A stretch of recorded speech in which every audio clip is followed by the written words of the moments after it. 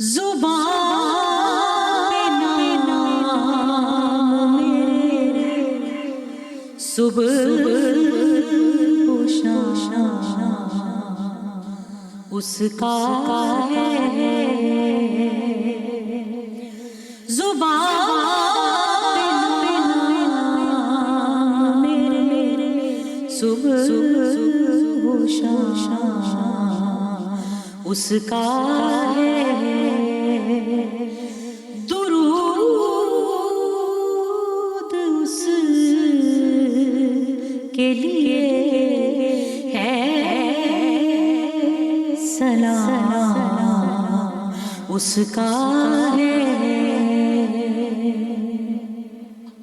کیا خوبصورت کی درود اس کا ہے، سلام اس کا ہے۔ اب یہ جو خوبصورت انداز ہے پڑھنے کا، جیسا یہ جو بات کی نا حضرت نے، یہ بڑی خوبصورت کر دی کہ آپ کو ایک تو شریعت کی حدود کا علم ہونا چاہیے اور احتیاط کرنی چاہیے، دوسرا آپ کا جو کلچرل ڈومین ہے، مثال کے طور پہ کلچر کے اندر تم جو ہے یہ محبت کا اظہار بھی ہے، صرف آپ اگر وہاں پہ لگا دیں گے نا تو آپ دوری کا اظہار ہونے لگ جائے گا، تم جو ہے وہ قربت کا۔ لیکن کیا یہ نعت کے اندر ایکسیپٹیبل ہوں گی ایسی چیزیں؟ نہیں، اللہ تعالیٰ نے قرآن مجید فرقان حمید میں ہمیں خود یہ آداب سکھائے ہیں، لا تجعلوا دعاء الرسول کا دعاء بعضکم بعضا۔ میرے محبوب کے لیے تم نے وہ انداز تخاطب اختیار نہیں کرنا جو عام انسانوں کے ساتھ کرتے ہیں۔ مولانا ظفر علی خان رحمۃ اللہ علیہ کی بات ہو رہی تھی، ان کا ایک بڑا معروف شعر ہے، یہاں گیا کلچر، جا ان کا ایک بڑا مشہور شعر ہے جس کے آخر میں کہتے ہیں، جس کے وہ مصرع میں کہتے ہیں ایسا نہیں کرنا، وہ تمنا تم ہی تو ہو، دل جیسے زندہ ہے اور تمنا تم ہی تو ہو، تو وہ تم ہی ہو۔ تو وہ ایک تھے بہت بڑے شاعر، ان کا نام تھا شہید جلندری صاحب رحمۃ اللہ علیہ، تو انہوں نے ایک دفعہ ایک مشاعرے میں یہ شعر پڑھا نا، تو انہوں نے کہا میں اس کو تھوڑا سا تبدیل کر رہا ہوں، تم ہی تو، انہوں نے کہا آپ ہی تو ہیں، آپ ہی تو ہیں۔ تو یقیناً یہ جو آداب ہیں یہ اللہ نے ہمیں خود سکھائے ہیں، اور ہمیں، مجھے یہاں پہ بات یاد آ رہی ہے، بہت بڑے فارسی کے نعت خواں تھے نا عرفی رحمۃ اللہ علیہ، تو انہوں نے کہا اپنے آپ کو مخاطب کر کے، عرفی توجہ کرنا، این راہ ناتست نہ صحراست، یہ صحرا کا راستہ نہیں ہے، یہ نعت پیغمبر کا راستہ ہے۔ کیا بات ہے، یہاں تم نے بڑے آداب کو ملحوظ رکھ کر چلنا ہے۔ کیا بات ہے۔ مولانا احمد رضا خان رحمۃ اللہ علیہ وہ پتہ کیا فرماتے ہیں، وہ کہتے ہیں حمد میں انسان جو مرضی کہتا جائے بلند سے بلند، بلند سے بلند، تو اللہ کی حمد نہیں ہے، اللہ کی حمد اس کی انتہا کوئی نہیں، حد بندی کوئی نہیں۔ لیکن نبی پاک علیہ السلام کی جو نعت ہے نا، یہ تلوار کی دھار پہ چلنے کے مترادف ہے۔ آپ بلند کریں گے تو اللہ کی الوہیت میں نبی پاک صلی اللہ علیہ وسلم اور آپ شامل کریں گے تو آپ شرک اور کفر کا ارتکاب کر بیٹھیں۔ یہ جو ذکر کر رہے تھے امجد بھائی کہ عظیم تر کا جو لفظ ہے، بڑی احتیاط کے ساتھ انہوں نے بات ارشاد فرمائی، اور اگر کہا ذرا تم نیچے نبی پاک صلی اللہ علیہ وسلم کی توہین اور تنقیص کے پہلو میں داخل ہو گئے تو بھی مرے، تب بھی تم مر گئے۔ قرآن پاک میں اللہ فرماتے ہیں تحبط اعمالکم وانتم لا تشعرون، تمہاری زندگی بھر کی ساری نیکیاں برباد ہو جائیں گی۔ اب مسئلہ یہاں پر یہ ہے کہ جیسے کہ وارثی صاحب نے عظیم تر کا لفظ استعمال کیا، ان کے عشق کی کوئی انتہا نہیں ہے نا، ان کے سامنے ذکر نبی پاک آتا تھا، کوئی تذکرہ ڈائریکٹ یا وہ رونے لگ جاتے تھے۔ تو وہ جب کیفیت ایسی آئے تو پھر تھوڑی سی حد کو پار کرنا جو ہے وہ شاید ایکسیپٹیبل بھی ہو جاتا ہے۔ دیکھیں نا بلال بھائی، جیسے ابھی آپ نے ایک بات کی کہ گانوں کی طرز پر، ٹھیک ہے، شریعت یہ کہتی ہے کہ اگر آپ نے گانا سنا ہوا ہے اور اس نے نعت پڑی گانے کی طرز پر، آپ کے ذہن میں گانا آ گیا تو آپ کے لیے مشکل ہے، میرے لیے تو نہیں، میں نے گانا نہیں سنا ہوا۔ آپ اس طرح سے بیٹھ کر ایک فتویٰ تو نہیں لگا سکتے نا معذرت کے ساتھ۔ دیکھیں یہ بہت اچھی بات ہے، اس میں کوئی شک نہیں ہے، رسول خدا کے متعلق جو ہے نا، یہ کہ میں نسبت نہیں جوڑ سکتا، کوئی جوڑ سکتا ہے ظاہر، لیکن یہ کہ یہاں پر آ کر ہم نے یہ دیکھنا ہے کہ زمانہ جب چینج ہوتا ہے تو زمانے کے حساب سے، کسی زمانے میں ہم کہتے تھے الف انار بے بکری پہ پنکھا تے تختی، آج کہتے ہیں اے ایپل بی بال سی کیٹ ڈی ڈاگ، اب اے بھی نہیں کہتے، آ کہتے ہیں، وہ زیڈ کو زی کہتے ہیں نا۔ تو اب زمانہ اگر چینج ہو گیا تو میں کہوں نہیں بھائی ہم نے اسی پر کھڑے ہونا ہے 1400 سال پہلے کے اوپر، کہیں نہیں، یہ ممکن ہی نہیں ہے، نہیں ہو سکتا۔ تو یہاں پر ہم نے جو ہے نا وہ ایک لمیٹیشنز کو کریٹ کر دیا، ریڈ لائنز جو ہے نا بتا دی کہ توہین کے زمرے میں نہ چلے جائیے گا، یہاں پر جو ہے نا افراط و تفریط نہ کیجیے گا، لیکن کہیں تو گریس پیریڈ کھیلنے کا دیں نا آپ، تاکہ چینج اور نئے دور کے حساب سے۔ اگر فرض کریں کہ کوئی آپ کو ایسی نعت ملے پڑھنے کے لیے جو کہ ایک عمومی طور پہ بہت ہی جنرلائز قسم کا پتہ ہو کہ یہ گانے ہیں اور ایسے، وہ پڑھنا پسند کریں گی؟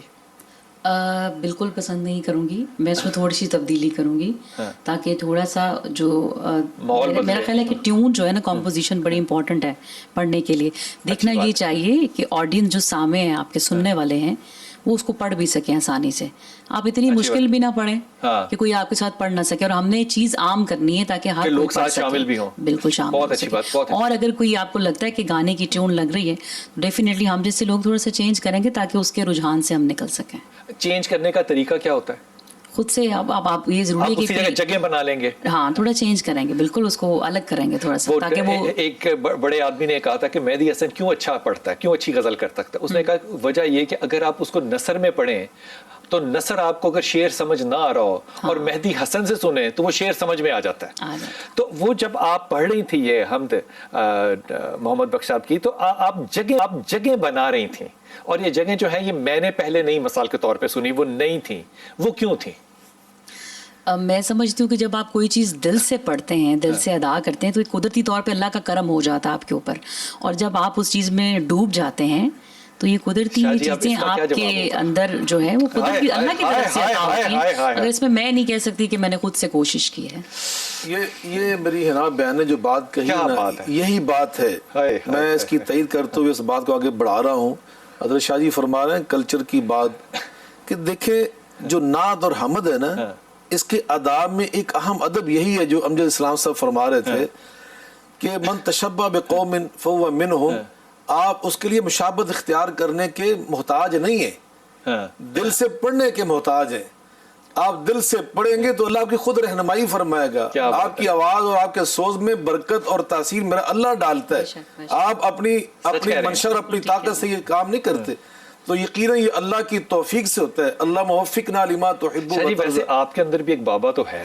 جزاک اللہ خیر. کیا خوبصورت بات کی ہے. وہ اللہ کی توفیق ہوتی ہے، وہ اتر رہا ہوتا ہے کہ اس کو کیا کرنا ہے، اور سننے والا بھی پھر اسی میں ابزارب ہوتا ہے. طرز کے ساتھ پڑھتا ہے اس میں اللہ کی توفیق نہیں ہوتی. اس طرز کی بات کر رہے ہیں، طرز کے ساتھ پڑھتا ہے، طرز کی بات کر رہے ہیں کہ اسی کے ساتھ پڑھتا ہے اس میں نہیں ہوتی اللہ کی توفیق. وہ تو جنرلی ہر کوئی چیز اللہ کی توفیق ہے، لیکن وہ جب بات یا سر یا جگہ بنانے کا خیال اترتا ہے نا، نازکی جو اترتی ہے وہ کوئی ریکگنائز نہیں کر پاتا. مثال کے طور پہ یہ لفظ کو سمجھ کے اس کو ویسی جگہ بنانا کتنا وقت چاہیے.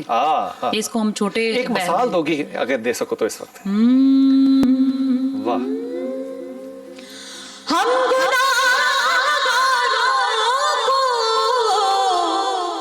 وہ رب سے بخشوا لیں گے،